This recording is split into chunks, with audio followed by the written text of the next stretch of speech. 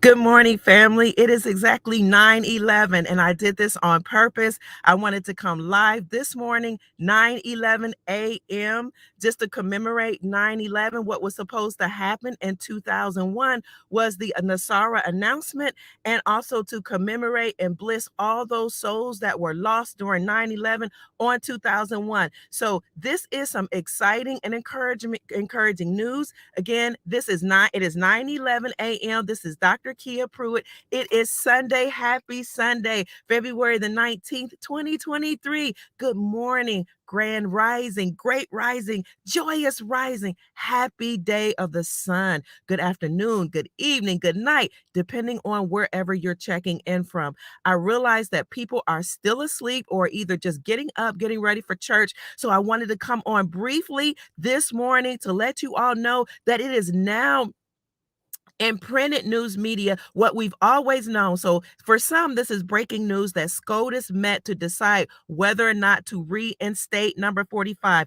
because as you all know, the Brunson case was brought up before the Supreme Court, actually in the beginning of the year, or maybe even closer to last year, when the Brunson brothers, who are trumpet players, came before the Supreme Court and said that 46 had committed the T word and had staged fraud, ELECTION, fraud against the American people. And if that case is proven that he and his whole administration committed fraud, then the whole administration, 46, his vice president, Kamala Harris, and all 300, and I think it was 85 or 86 members of Congress have to be removed. So again, I wanted to come on briefly and show you this article that proves what we've been saying, that SCOTUS met again. They met earlier, but then they met again on the 17th, just 2 days ago, to decide whether or not they should reinstate our president. So this is exciting news. Islam family, good morning. Great morning, Royals. This is Dr. Kia Pruitt, just coming on before I serve my family breakfast to let you know this is real. So I'm hoping I'm not breaking up. Can you all hear me? My sometimes my internet is shoddy. So hi, Islam, great rising. Look at this article, family. Look at this. The Supreme Court reconsiders a case to reinstate 45. This was published on the 17th at 6:18 p.m. And I'm just now reporting it because I was up all day and all night last night. I came on several times yesterday, and you all told me to get some rest. You could wait for the new breaking news. So here we go.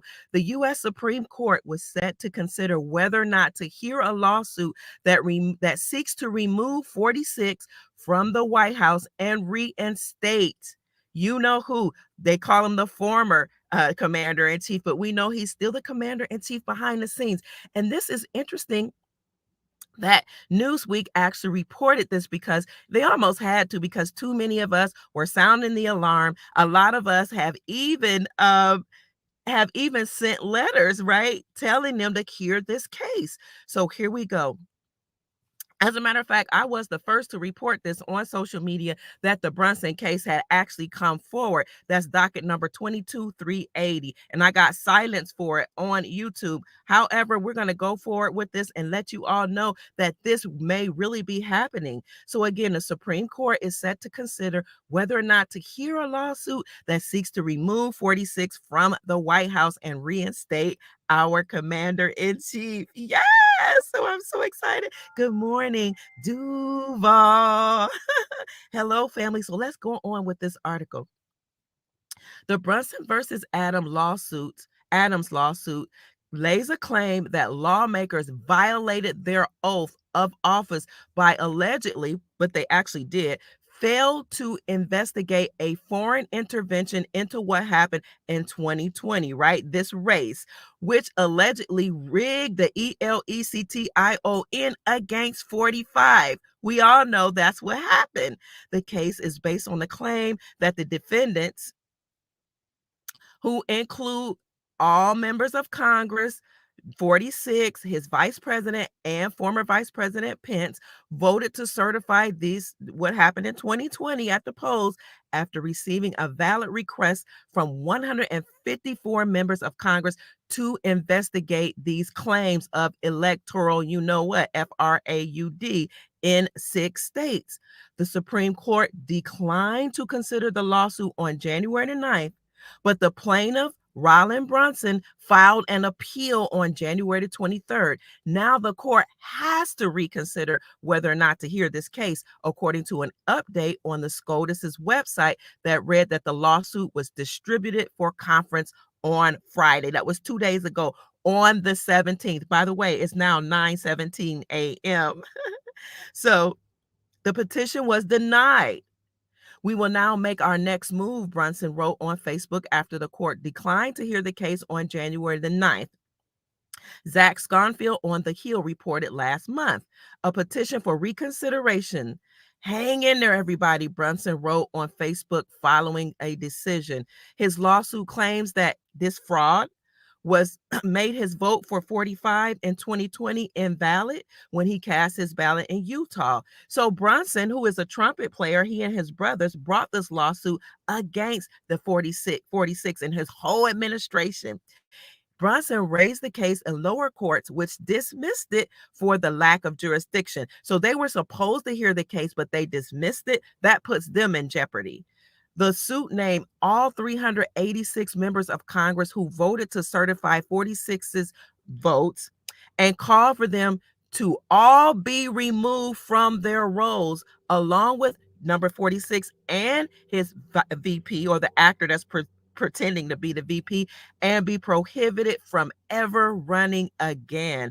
Brunson also asked for over $2 billion tax-free in damages, according to the Hill. So in the appeal that was filed on January 23rd, Brunson argued that the court should grant a rehearing because the case represents a very powerful domestic covert operation that is so benign that it cannot be seen, on how it has breached our security, our national security. Yes, when you breach our national security, you will be held for the T word, TREASON. And that's why you can no longer seek election or no longer seek office, because you will be done away with. That is the penalty for TREASON. So it is a national security breach, and it will affect the national security of both Canada and Mexico. Remember, 45 made a union between the United States, Canada, and Mexico called the USMCA. So anything that they've done against the American people also affects Canada and Mexico. And it has circulated fears that we might soon see the destruction of property, along with a large volume of bloodshed in our streets. If it is determined that they indeed commit TREASON, then that puts us at risk. Okay, that's a security breach. So again, the Supreme Court met to decide whether or not to reinstate number 45, and you saw it in writing. Yes, so it's over. Remember, I told you all that when the Eagles won, that was our indication, our clue. When the Eagles lost, excuse me, that the Roman Empire, Babylon, aka United States Incorporation, is done with, and the chiefs on the land, the indigenous people, and our original government, our republic, and our constitution has been restored. Now, why did they mention that this was a security breach? Because it is a security breach. If you put us at risk for having rogue people to come in and violate our freedoms, then you are a security breach and you make us unsafe. So let's look at this here, because the word security breach kind of reminds me of what I've shown you all before, that we had a document that was made public by the Department of Defense. Remember, defense, they protect us. Our security has been breached. Okay. We're in trouble. We're not safe if you allow rogue people to come and usurp authority from the people. Our voice should have been heard. We voted in 45 and they did not hear us, right? They committed the T word. So this is why Brunson and his brothers, the trumpet players, you see the word Trump? They pulled the Trump card, the trumpet players, and brought a lawsuit against 46 and his whole administration. And again, if they're found guilty, they have to be removed, and you know who has to be reinstated. This is why this document that I brought forward is so important. So we give all thanks and praise and honor to Gold Star Mother Susan Price for even showing me this document about a week or two ago. This is DOD Directive 5505.76. So yes, I'm rushing because I have to get somewhere. Planning for the presidential transition and the transition of political appointees and other officials. This is an official document at the Department of Defense. It was effective, became effective in August of 2022 on the 30th. The change effective date was just February the 3rd. Just what, 14 days before SCOTUS had to rehear this case against 46's administration? It was clear for public release so that we could see this, that they really are on the case, working for our freedoms and for our republic to be restored. Here's the purpose. The purpose of this document from the Department of Defense being published and released for us was so that we can see that they're establishing policies for the transfer of authority from outgoing to incoming senior officials during the transition between presidential administrations or in the course of other personnel acting, including but not limited to reassignment, retirement, or resignation. So, this is a policy that deals with outgoing presidents, ingoing presidents, and the whole administration. It establishes a policy for the departure and arrival of political or certain non career appointees, including those that are presidentially appointed, those that are Senate confirmed, non-career senior executives, Schedule C appointees, etc. And it assigns responsibility for the administration, management, and direction of transition activities pursuant to Executive Order 13727. So this is why we've been reporting this, family, because it's all happening. It's all happening. So yes. So again, SCOTUS, the Supreme Court of the United States, met to decide whether or not they should reinstate 45. I will check out Chief Rod Hayes is a chief of the indigenous peoples and of particular tribes. He talks about the indigenous constitution. So let it happen, family. It's all happening before our eyes. So I would encourage you to look up the what is that? It's an act of 1963. Oh, presidential. Let's look it up. Presidential Transition Act of 1963 is what um, this Department of Defense article or document is based upon. So let me show you this quickly, and I won't keep you long. Please just thank you so much for giving me your undivided attention and for being patient with me. So that presidential document from the Department of Defense is based on this here. It is the Presidential Transition Act of 1963. So let me show you this quickly, that this was actually published on March the 10th, 2020, when 45 was still in office. It was right before he transitioned out in November? So listen to this. In passing the Presidential Transition Act of 1963, Congress explained that any disruption that's occasioned by the transference of executive power could produce results that are detrimental, to the safety and well-being of the United States and its people. Remember that in that Newsweek article, we said that that there was a security breach, and if there was a security breach, they have to remove all those people who participated. So again, in passing of the Presidential Transition Act, Congress explained any disruption occasioned by the transference of executive power could produce results that are detrimental to the safety and well-being of the United States and its people.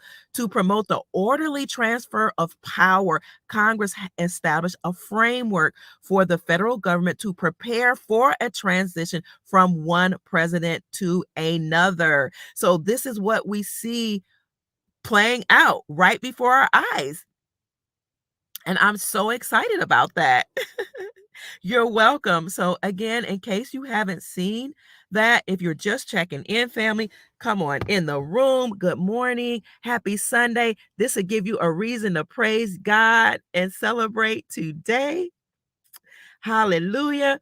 That this article was published by Newsweek. We knew this, but now we have publication to back us up. Something published by Newsweek. The Supreme Court reconsiders a case to reinstate 45. We know he hasn't gone anywhere, but he's coming back. This is why he's been giving speeches. This is why he signed the Digital Bill of Rights December the 15th. He made that announcement and he said he was ripping out the censorship from the very foundation. He signed a bit of Digital Bill of Rights stating that mainstream media and social media could no longer censor us and they had to come forward with the truth. So again, the Supreme Court on the 17th of February had to reconsider the Brunson lawsuit, whether or not they could remove 46 and the entire administration. So 45 will be reinstated lawfully or legally. We know that behind the scenes, the military is in control. We know the Grand Army of the Republic is in control.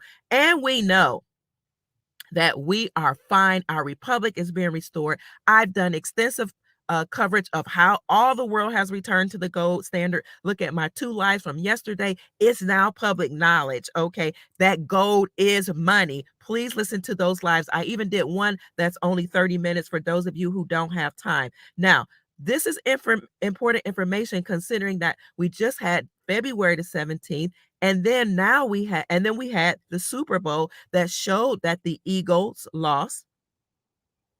And the Eagles, the eagle is, as you all know over here, the bird or the symbol, the chosen symbol. The eagle is the chosen symbol to represent the Roman Empire. So the Roman Empire never really was decimated. All we saw was a pseudo-Roman Empire or a neo-Roman Empire with the United States being in control, which is why the Pope had so much power, because the United States was incorporated in 1871 when they usurped power from our lawful government, the Republic, which is based on and also actually is the lawful republic of the indigenous people here in America.